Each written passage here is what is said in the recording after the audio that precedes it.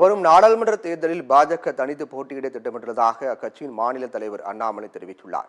ஸ்ரீபெரும்புத்தூரில் யாத்திரை மேற்கொண்ட அண்ணாமலை அப்பகுதியில் உரையாற்றினார். அப்போது பேசிய அவர், ஆளுங்கட்சியினர் 30 விழுக்காடு வரை தொழில் நிறுவனங்களிடம் கமிஷன் கேட்பதால் இங்கு முதலீடு செய்ய தொழிற்சாலைகள் கொண்டுவர முதலீட்டாளர்கள் தயக்கம் காட்டுவதாக தெரிவித்தார். மோடி அரசியலுக்கு எதிராக அரசியல் செய்ய யாருமில்லை என்று கூறிய அவர் காங்கிரஸ் கட்சியை மறைமுகமாக விமர்சித்தார்.